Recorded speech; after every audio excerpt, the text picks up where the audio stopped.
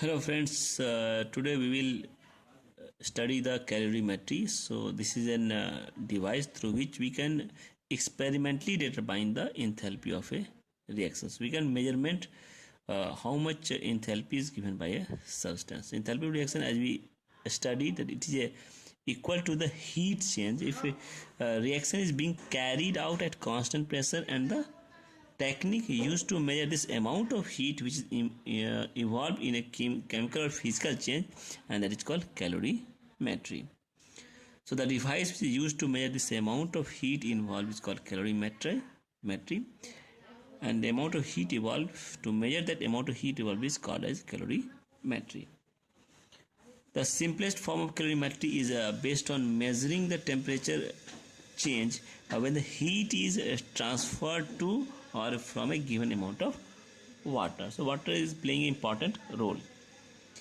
The calorimeter, it should be made up of a material which neither combines with reactants nor with products. The design is also specific for its use for a particular reaction, for example heat of neutralization.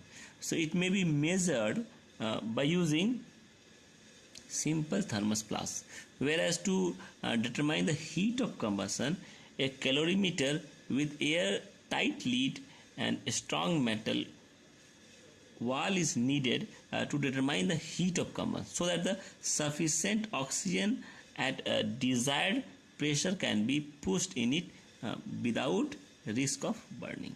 The heat change during the course of reaction is evaluated by, this is the formula, simple formula.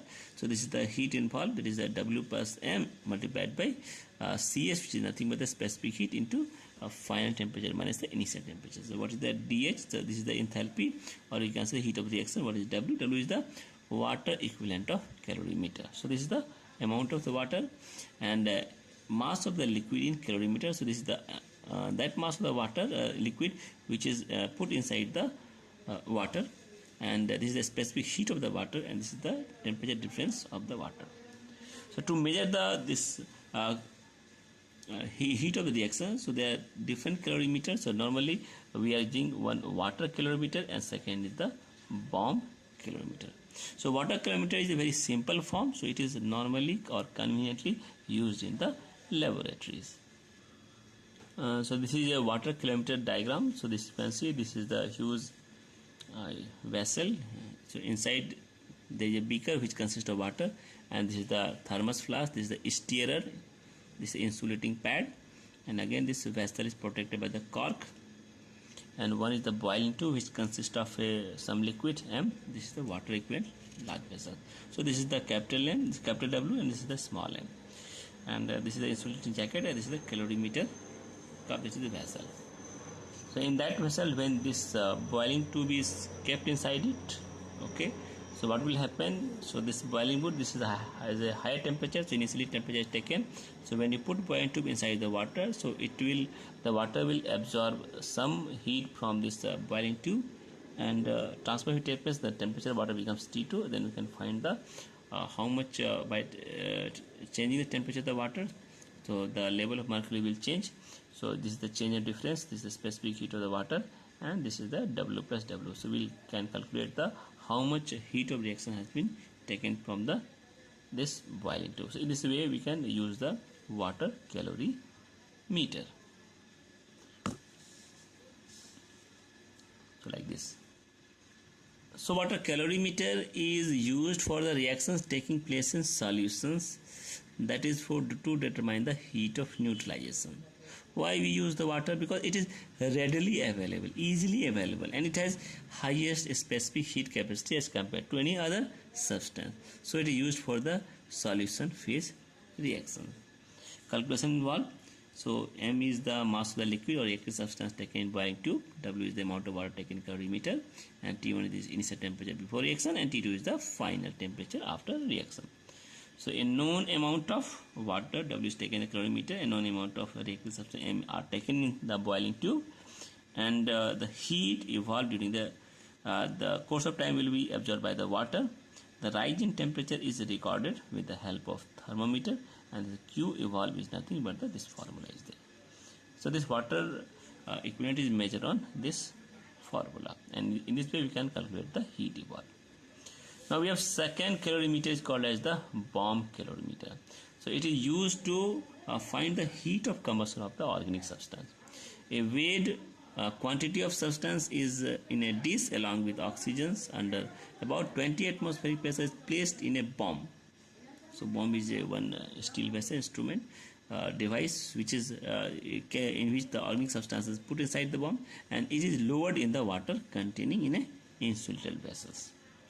Now question is why it is called bomb. So bomb is the inner compartment where the sample is kept and the reaction take place is called bomb. So because in early models it often exploded. Why we are calling bomb? We are calling bomb. So bomb means it is not like the name of the scientist. Actually explosion take place inside this compartment. So but now we have modern bomb calorimeters. They are very strong enough to withstand against the explosion reactions. So this is a design of a bomb calorimeter. You can see this is the vessel. Okay, the inside this is the water, this is your thermometer, this is the fused wire. Inside one this is the bomb cell, and this is the reaction chamber.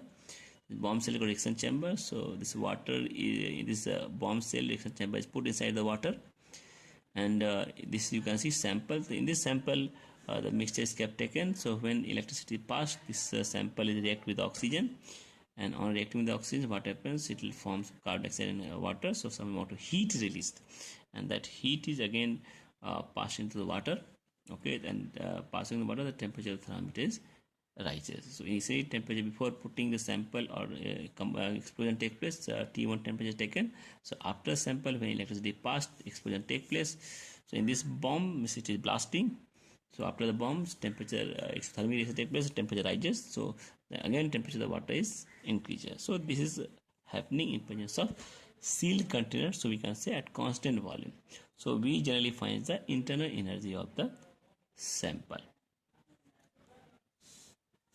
We can see in this another diagram. So this is the totally insulated, so heat cannot come inside. This is temperature. So heat water blasting takes place in the bomb cell.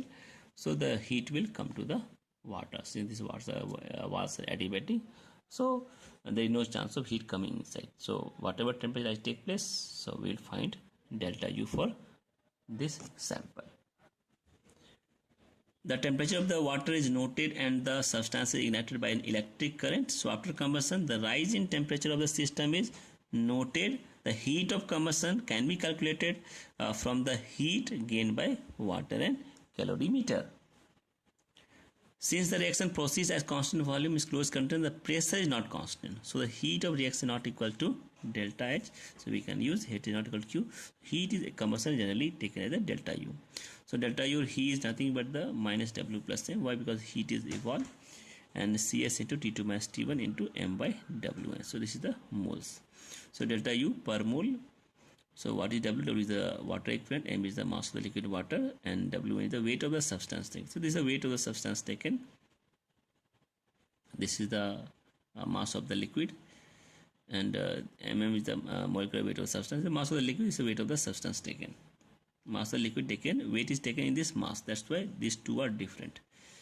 And amount of heat liberated is equal to nothing but the heat capacity to temperature rise.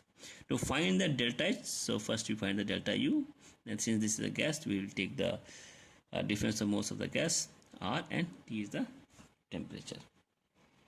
Let us see some numericals. So this is a reaction in which the 1 mole of benzene liquid condition react with the oxygen to give CO2 plus water. So delta H is given this much value. We have to find the delta U. Now delta H is, this is the formula. Okay, so delta H is given. What is delta Ng? So gases molecules 6 minus, this is solid liquid. So 6 minus 2 gases. This one gas is a liquid again. So 6 minus 50 by 2, this is minus 3 by 2. Putting the value, R is there, T is there. So on solving, you will get the delta U is equal to this much joule, kilojoule per mole. Now in a constant volume calorimeter, so ethene gas is reacting with this one. This is 3.5 grams, this is oxygen. The temperature of the calorimeter is found to increase from 298 Kelvin to 298.45 Kelvin due to combustion process, and given that heat capacity of the calorimeter is 2.5 kilojoule per Kelvin. What is the change in heat of combustion? So for again heat of combustion, du is equal to delta Ng RT. So what is du? du is nothing but the C into delta T. So again heat is evolved, so we'll take the negative sign. Thermal capacity is given and difference of temperature. So temperature is this T2 minus T1. So on subtracting you will get the 0.45. On solving du is this much. So what is delta Ng? Delta is nothing but the 2 minus 3 plus 1. So you can see 2 plus 3 plus 1 is 4, and this both are gas. This is a liquid. So this is the liquid, and these are the gas. So definitely this is equal to 2 minus 3 plus 1 is minus 2. So again minus 2 is given, 8.314, temperature 28. So you will get the delta H value. You can solve this question by yourself. I am reading this question. 1.25 gram sample of octane is burned in excess of oxygen in a bomb calorimeter. The temperature of the calorimeter rises from 294.5 Kelvin to 300.78 Kelvin. If the heat capacity of calorimeter is 8.93 kilojoule per Kelvin, find out the heat transferred to the calorimeter. Also calculate the enthalpy of combustion of sample of octane. So you will get answers, that is the 60%, and or you will get the enthalpy combustion is minus 5494.85 kilojoule per mole. So as the this above problem, like using this formula, you will get this answer. So this question easy, just the replica of the previous question. Next question, when 20 gram of ammonium nitrate is dissolved in 125 gram of water in a coffee cup calorimeter. So our bomb calorimeter is also called as the coffee cup calorimeter. The temperature falls from 296.5 Kelvin to 286.4 Kelvin. Find the value of heat for the calorimeter. So Q is equal to M into S into delta T. So M is given 125 gram of water. So this will be your 125 multiplied by this, because this is converting into your again heat gases. So this will gas go out. So temperature of the water will rise. So this temperature rises. Difference temperature will be this to this. Ammonia plus nitrate gas, it will go out. NO2 gas will go out. So this is the heat. Heat is nothing but the 5283.5 joule. So this is the heat present in the water. Next is the specific heat of phosphorus is 0.757 joule per gram per Kelvin at 25 degrees centigrade. Calculate the molar heat capacity of the phosphorus at this temperature. So molar heat capacity is nothing but the molar mass into specific heat. So molar mass of the P4 is this much, 31 into 4. So P4 is nothing. So P4 if you take, it is nothing, 31 into 4. So you will get this much, and this is the specific heat. So on solving you will get 93.8 joule per Kelvin per mole. Again you can try this question. Specific heat capacity of this different metals is given: lithium, sodium, potassium, rubidium, cesium, joule per Kelvin given, and you have to compute the molar heat capacity of this element. So molar heat capacity nothing but the molecular mass by specific heat. Specific heat is given. Molecular mass you have to calculate, and if you multiply it you will get this respective answer. Lithium this much, potassium this much, cesium this much, sodium this much, and rubidium this much. So this is easy question, you can do by yourself. Heat capacity of calorimeter is 223 joule per Kelvin. So next question, when some sodium hydroxide is dissolved in 225 gram water inside this calorimeter, the temperature rises by 2.64 Kelvin. Calculate the amount of heat evolved in the dissolution of the sodium hydroxide. So how much heat is evolved? So heat evolved is thermal capacity or change in temperature. So this is thermal capacity, and this is the change in temperature. So if you multiply it, so you are getting 588.72 joules. This is the heat capacity. We won't take this weight of the water. So here I am again repeating, we won't take the mass of the water, we will take only the dissolution. Since the NaOH is dissolved, so we have to find the how much heat is evolved by the NaOH. So NaOH means thermal capacity or change in temperature is the amount of heat evolved in the dissolution of NaOH. There is no concept of water over here. A solution of 6 gram of hemoglobin, molecular weight is 60,000 in 100 cc of a solution. It shows a temperature rise of 0.03 degrees centigrade for complete oxygenation. Means hemoglobin is when complete oxidized. So this is the rise of temperature, and each mole of hemoglobin is binding the 4 moles of oxygen.